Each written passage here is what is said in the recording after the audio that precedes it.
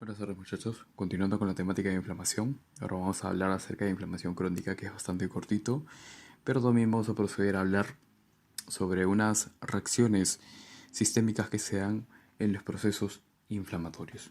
Bien, vamos a mencionar que la inflamación crónica tiene un origen que puede ser precedido o puede suscitarse a causa de una inflamación de tipo aguda, o también puede suscitarse simplemente.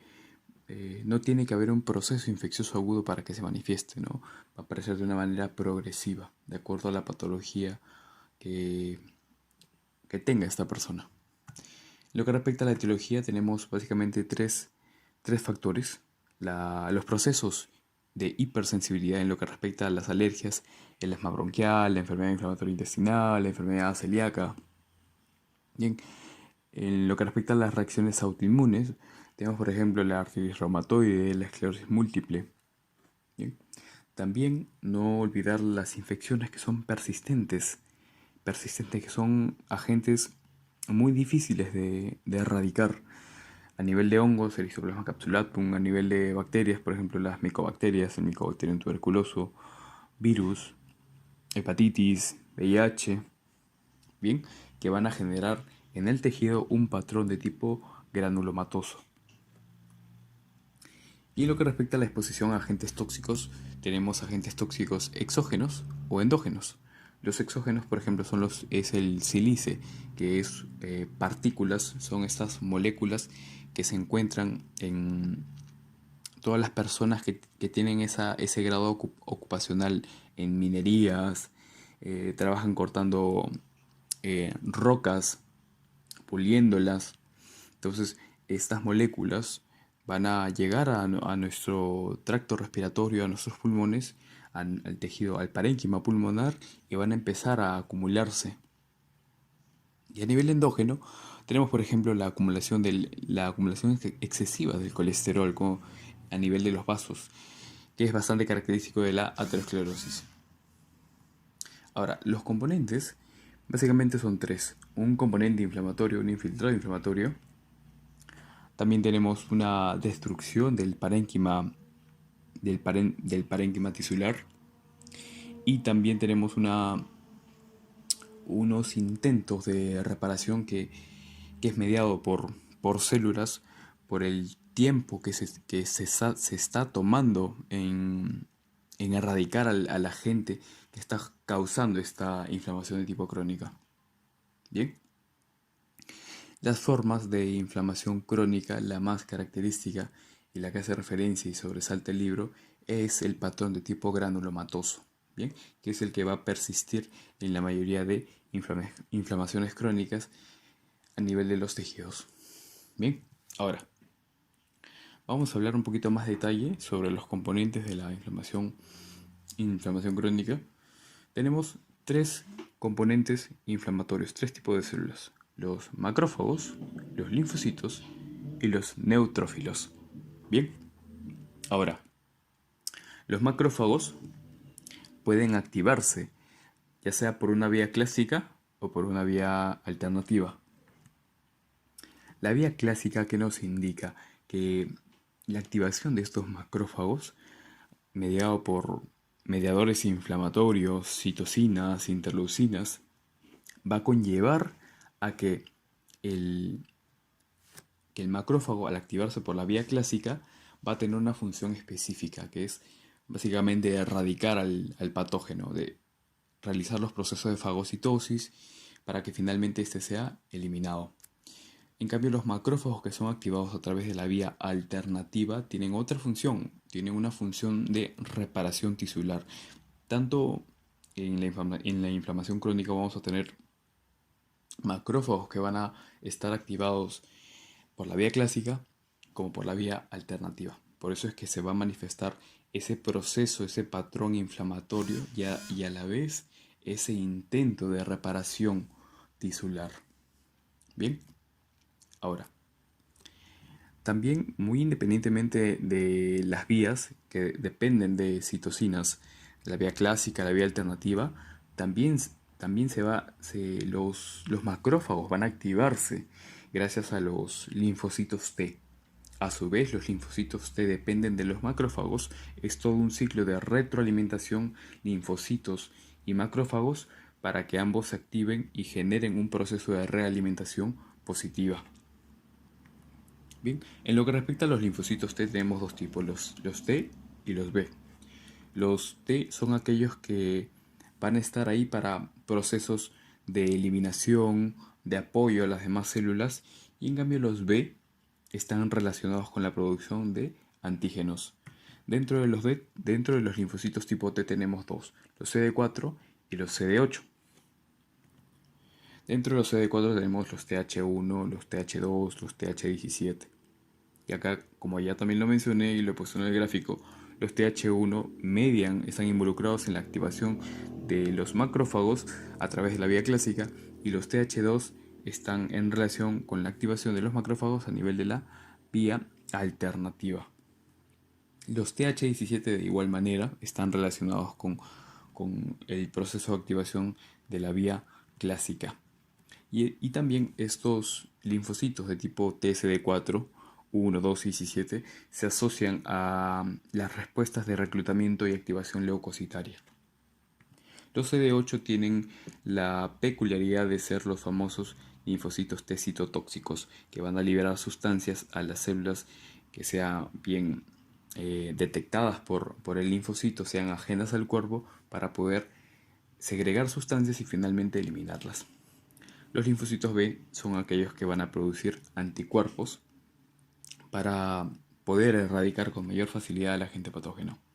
Bien, incluso también aquí pude colocar que no solo van a ver, o sea, en sí en el proceso inflamatorio crónico hay un predominio de estas células, los macrófagos y los linfocitos. Pero también puede haber un predominio de leucocitos o eosinófilos, dependiendo de la patología. Por ejemplo, si tenemos un proceso inflamatorio crónico mediado por parásitos, vamos a tener una alta cantidad de linfocitos TH2, eosinófilos, en el caso de que fueran parásitos de tipo helmintos, etcétera. Bien. Y lo que respecta a la destrucción del parénquima y a los intentos de reparación, vamos aquí a colocar un pequeño ejemplo en el cual podemos ver cómo hay una destrucción. Este es un tejido pulmonar a nivel de los alvéolos. Podemos ver cómo los alvéolos, los neumocitos, que son células planas, han adoptado una forma cúbica a causa del proceso inflamatorio y una destrucción del parénquima hepático, incluso del parénquima pulmonar. Incluso aquí podemos observar unos espacios donde no hay células. O sea, de por sí la destrucción del alvéolo se ha suscitado. Incluso tenemos un infiltrado inflamatorio de tipo crónico que puede manifestarse aquí, donde está la zona del asterisco y estoy remarcando, y los intentos de reparación, que es el aumento de fibras colágenas a nivel del tejido conectivo del espacio intersticial entre los alvéolos. Bien, bien. Acá estamos colocando una pequeña imagen en la cual se manifiesta cómo es este proceso de la activación a través de la vía clásica, la vía alternativa. Los de la clásica tienen una denominación, los macrófagos M1. Los que tienen una vía alternativa a la activación a través de la vía alternativa se van a denominar macrófagos M2. Los macrófagos M2 están relacionados con procesos antiinflamatorios, efectos antiinflamatorios, reparación, fibrosis, mientras que los macrófagos de tipo M1 están relacionados con acciones microbicidas, fagocitosis, eliminar a los agentes patógenos correspondientes. Bien, y aquí podemos ver cómo es esta relación linfocito-macrófago, en la cual vemos cómo el macrófago va a ser activado por el linfocito TH1, TH17, y este a su vez también va a liberar mediadores para que puedan activar otros macrófagos, y estos macrófagos generar más mediadores para que finalmente activen a los linfocitos. Bien, y estos van a seguir segregando citocinas, interleucinas, para generar un reclutamiento a nivel de células inflamatorias.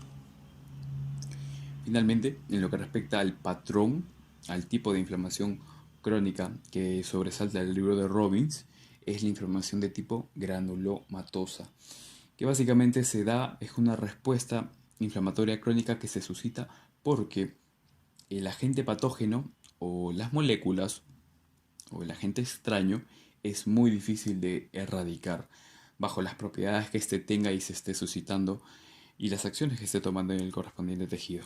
Bien, tenemos linfocitos, macrófagos y células gigantes multinucleadas, que son las que principalmente van a conformar este granuloma, esta inflamación de tipo granulomatosa, incluso tejido conectivo que va a rodear a este granuloma, histocitos, etc. Bien, hay dos tipos de inflamación granulomatosa, de tipo inmunitario y de tipo de cuerpo extraño.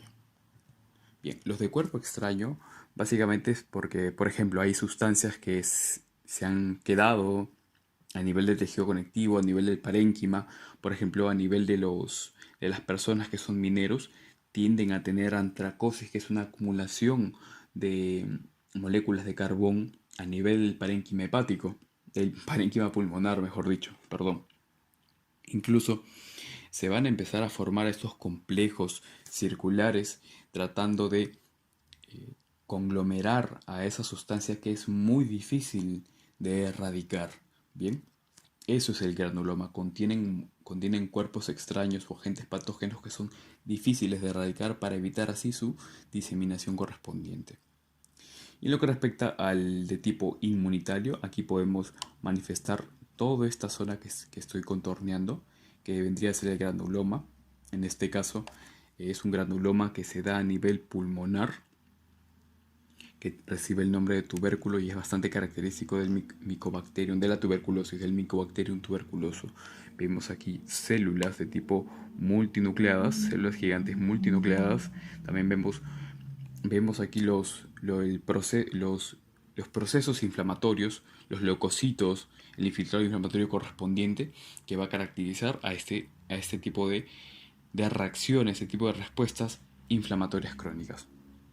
Bien, ahora, en lo que respecta a la respuesta sistémica que se va a suscitar frente a un proceso inflamatorio, tenemos, para recordar, dos fases, la fase celular y la fase vascular. Dentro de la fase celular mencionábamos que teníamos mediadores inflamatorios, dentro de ellos las citocinas, que cumplen varias funciones, reclutamiento leucocitario, activación leucocitaria y sobre todo también van a tener efectos sistémicos. El más sobresaliente es la fiebre, que tanto interleucina 6, interleucina 1 van a llegar a células del endotelio a nivel del hipotálamo y van a manifestar la producción de prostaglandina E2 y correspondiente la subsecuente cascada para conllevar a la fiebre. Entonces, tenemos toda sustancia que genere fiebre, la vamos a denominar pirógenos, que pueden ser exógenos o endógenos. Los pirógenos exógenos son las moléculas que liberan los agentes propios que están en el tejido, los agentes patógenos, mientras que los pirógenos endógenos son las moléculas que nuestro cuerpo va a liberar en reacción a estas moléculas exógenas. Al fin y al cabo, los pirógenos exógenos sirven para estimular a la célula y que finalmente ésta pueda liberar las interleucinas, citocinas correspondientes.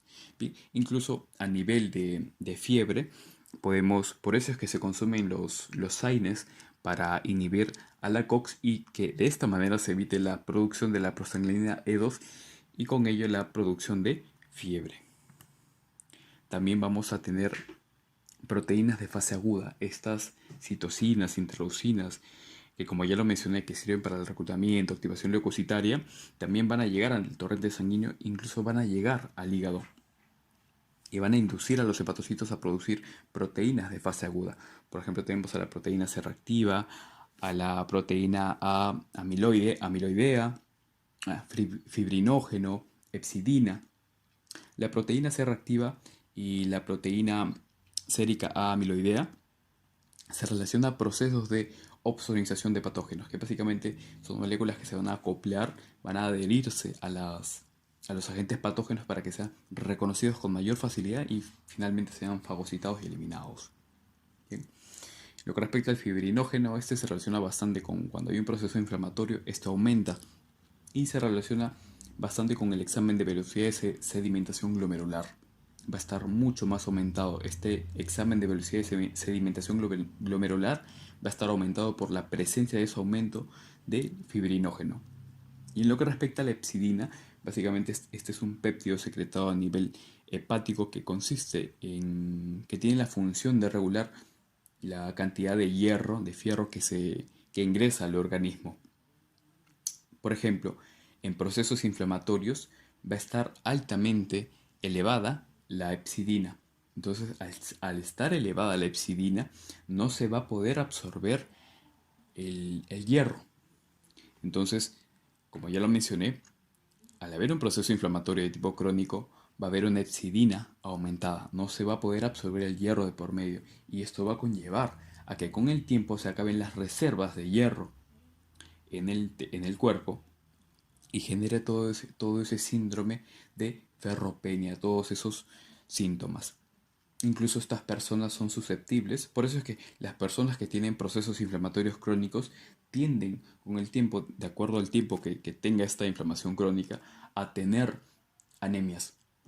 Bien, finalmente también tenemos leucocitosis, estas interleucinas liberadas durante el proceso local, proceso infeccioso, también van a ir hacia la médula ósea para que finalmente recluten a una mayor cantidad de leucocitos, incluso leucocitos inmaduros, los famosos abastonados, que este tipo de resultados, eh, si vemos abastonados, un aumento de los abastonados a nivel del hemograma, vamos a manifestar que es una desviación hacia la izquierda. Es bien característico este patrón a nivel de procesos infecciosos.